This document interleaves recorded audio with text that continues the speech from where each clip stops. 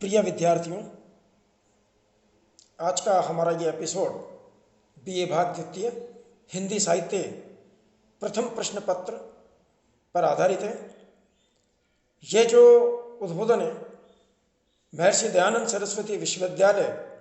अजमेर राजस्थान से संबद्ध जो पाठ्यक्रम है उससे संबंधित है। और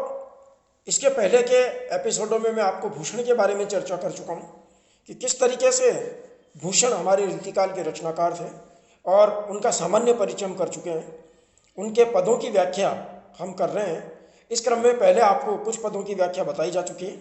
आज पुनः इसी क्रम में उनका जो एक अन्य बहुत महत्वपूर्ण पद है और जो परीक्षा की दृष्टि से भी सबसे ज़्यादा महत्वपूर्ण है उसके बारे में हम चर्चा करेंगे।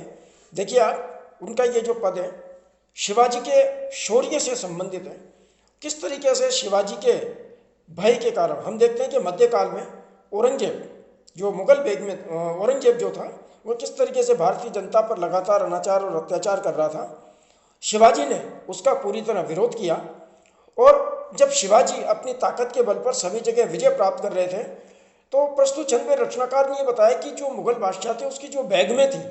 उनकी जो स्त्रियां थी, वो किस प्रकार से भय के मारे अकारण छिपी रहती, उनके क्या स्थिति हो जाती है। उन सारी स्थितियों का बहुत अच्छा अति प्रभावी वर्णन रचनाकार ने इसमें किया। देखिए आप क्या कह रहा है रचनाकार कि ऊंचे घोर मंदिर के अंदर रहने वाली, ऊंचे घोर मंदिर के अंदर रहाती हैं, कंद मूल भोग करे, कंद मूल भोग करे, 3 बेर खाती थी वे 3 बेर खाती हैं। भूषण शिथिल अंग, भूषण शिथिल अंग, विजन डुलाती थी वे विजन डुलाती हैं। भूषण भनत शिव राजवीर तेरे त्रास, नगन जड़ाती थी वे नगन जड़ाती है। देखिए कवि भूषण अपने जो रचनाकार हैं, जो शिवाजी हैं, उनके शौर्य का उल्लेख करते हुए कहते हैं कि शिवाजी का जो भय था वो मुगल बेगमों के ऊपर किस प्रकार से छा गया था। क्या कहता है रचनाकार कि ऊंचे घोर मंदिर के अंदर रहने वाली, ऊंचे ऊंचे घोर बड़े बड़े भारी भारी मंदिर यानी कि महल, यानी जो बेगमें मुगल सम्राट की जो बेगमें किसी जमाने में ऊंचे ऊंचे महलों में रहा करती थी, बड़े बड़े भवनों में रहा करती थी, ऊंचे घोर मंदिर के अंदर रहने वाली, ऊंचे घोर मंदिर के अंदर रहती हैं। अब क्या कर रही है वो, ऊंचे ऊंचे बड़े बड़े घोर जो जंगल हैं उन जंगलों के बीच में उनको जो है रहना पड़ रहा है, अर्थात वो एकांत में जाकर के अपना जीवन बिता रही है। मतलब ऊंचे घोर अंदर बड़ी बड़ी जो गुफाएं, उन गुफाओं के अंदर जाकर के उनको अपना जीवन बिताना पड़ रहा है। क्यों? क्योंकि उनको डर है कि कहीं शिवाजी जो है आक्रमण करके उनके बादशाह को पराजित कर चुके हैं तो कहीं उनके साथ कुछ अहित न हो जाए, इसी डर के कारण अब वे छिपी हुई रहती हैं। तो देखिए ऊंचे घोर मंदिर के अंदर रहने वाली, यानी ऊंचे ऊंचे भवनों के अंदर, ऊंचे ऊंचे महलों के अंदर रहने वाली जो बादशाह की बैगमें थी वो अब ऊंची ऊंची पहाड़ों की जो गुफाएं, उन गुफाओं के अंदर जाकर के और जो रहने लग गई हैं, अर्थात वो चोरी छिपे अपना जीवन व्यतीत कर रही हैं। और कंद मूल भोग करे, कंद मूल भोग करे, 3 बेर खाती थी वे 3 बेर खाती हैं। कंद मूल भोग करे यानी कि जो रानियां, जो बेगमें जब ऊंचे ऊंचे महलों में रहा करती थी, राजमहलों में रहा करती थी, तो उस समय क्या करती थी वो कंद मूल भोग करे, बड़े बड़े फल मेवे मिष्ठान आदि का प्रयोग किया करती थी अपने खाने में, जो है इन सारी चीज़ों का वो उपयोग करती थी। कंद मूल भोग करे, मेवे मिष्ठान सूखे मेवे आदि का उपयोग किया करती थी। आज वही रानियां कंद मूल भोग करे, यानी जंगल के जो कंद मूल हैं, जंगल के जो फल फूल हैं, उनको वहाँ जो प्राप्त हो जाता है जब वन के अंदर, जंगल के अंदर, उसी का भोग करके, उसी का उपयोग करके अपने जीवन को गुजार रही हैं। यानी कि राजमहलों में रहते समय जो रानियां, जो बेगमें विभिन्न प्रकार के मिष्ठान, विभिन्न प्रकार के व्यंजन, विभिन्न प्रकार के कंदमूल आदि का प्रयोग किया करती थी, आज शिवाजी के डर के कारण वो पहाड़ों की गुफाओं में छिपी हुई है और वहाँ पर जंगल में जो कुछ भी उनको फल फूल प्राप्त हो जाते हैं उन्हीं को प्राप्त करके वो अपना गुजारा कर रही है, उन्हीं को प्राप्त करके अपना भोजन आदि का काम चलाती है। और 3 बेर खाती थी वे 3 बेर खाती हैं, यानी कि जो दिन में 3 बार भोजन किया करती थी। हम देते हैं ना सामान्य भाषा के अंदर दिन में 3 बार, सुबह नाश्ता, दिन में लंच, रात को डिनर, तो दिन में 3-3 बार जो भोजन किया करती थी पुराने ज़माने में, तो इसको अपन कह सकते हैं प्रातःकाल जैसे कोई कलेवा करना, फिर दिन में कुछ खाना, रात को कुछ खाना। तो जो रानियाँ सारे दिन अपने राजमहलों में कुछ न कुछ खाया पिया करती थी, दिन में 3-3 बार जो भोजन किया करती थी, आज वही रानियाँ वही बैग में जंगल के 3 बेर खा करके,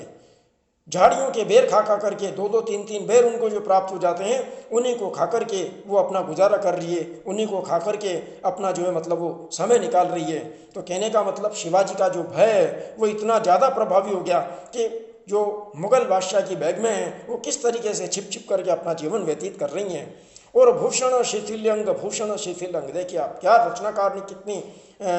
प्रभावकारिता से अपनी बात को कही है कि भूषण शिथिल्यंग, यानी जो बैग में जो स्त्रियां, जो रानियां महलों में रहा करती थी, तब वो क्या करती थी, आभूषण ग्रहण किया करती थी। भूषण का भी कहते हैं कि जो रानियां रात दिन आभूषणों से लदी रहती थी और आभूषणों के वजन के कारण उनके शरीर के जो अंग थे वो शिथिल पड़ जाते थे, ठंडे पड़े हुए थे, शीतल पड़े हुए थे,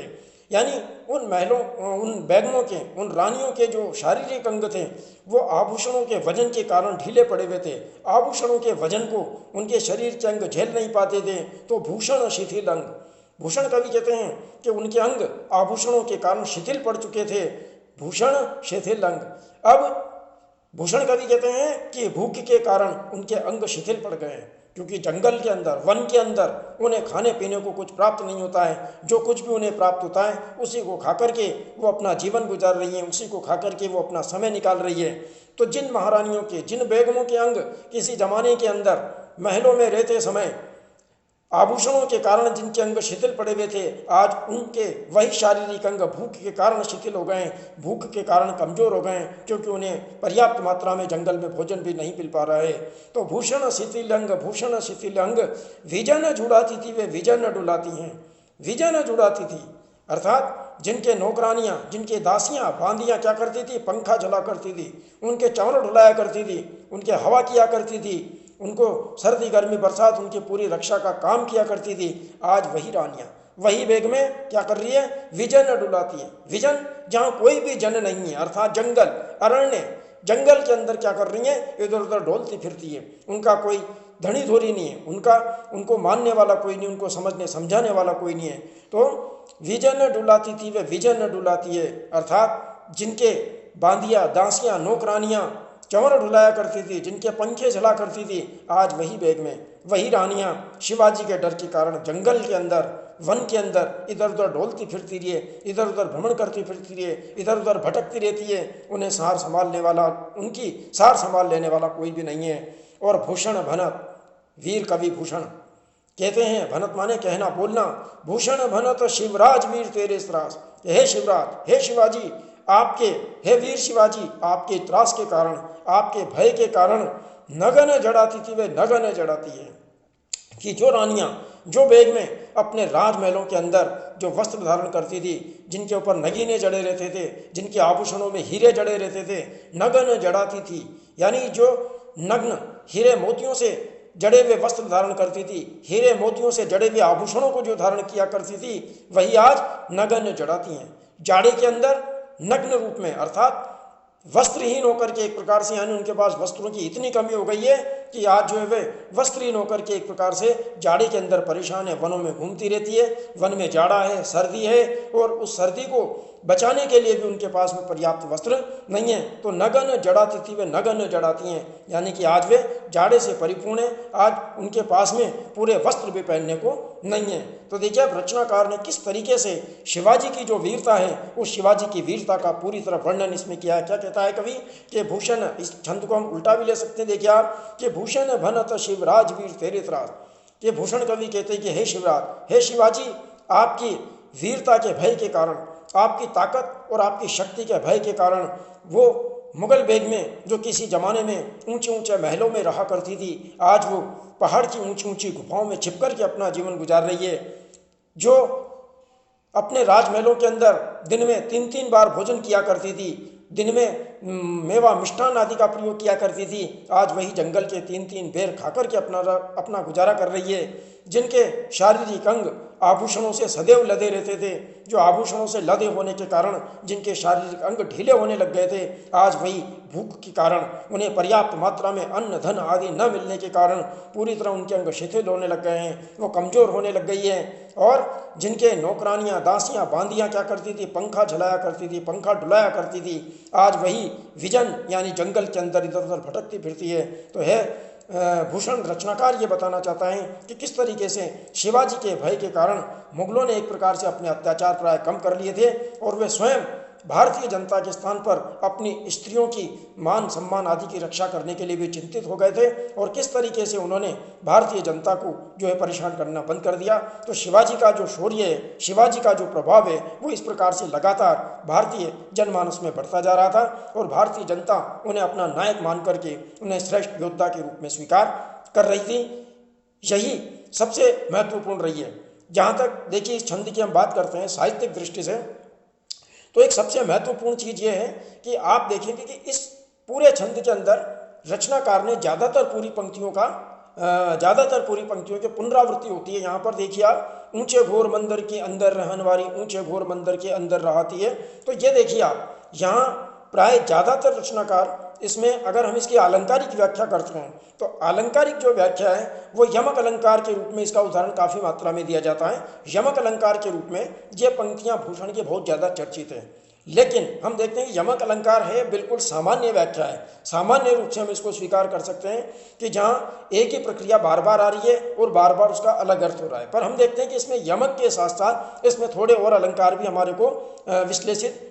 करने पर देखने को मिल जाते हैं। देखिए, जहाँ तक आपने लाटानुप्रास का नाम सुना होगा, वहाँ क्या होता है, एक ही पंक्ति बार बार पुनरावृत्ति में आती है, लेकिन अन्वय के कारण उसका अर्थ भिन्न हो जाता है। हम यहाँ पर देखते हैं, ऊंचे घोर मंदिर के अंदर रहन वाली, ऊंचे घोर मंदिर के अंदर रहती है, पूरी पंक्ति सेम है, सब कुछ है, लेकिन उसका भाव बदल रहा है। तो हम इस प्रकार की जो लाटानुप्रासता है वो भी हम इसके अंदर देखने को प्राप्त होती है। पूरा जो छंद है वो यमक के चमत्कार से परिपूर्ण है और यमक के साथ साथ विभिन्न प्रकार की जो स्थितियां हैं वो भी हमारे को यहाँ पर देखने को मिलती है। तो इस प्रकार से हम कह सकते हैं कि किस तरीके से भूषण ने इस छंद के अंतर्गत जो शिवाजी का जो शौर्य है, उस शिवाजी के शौर्य को पूरी तरह उन्होंने व्यक्त किया है। धन्यवाद।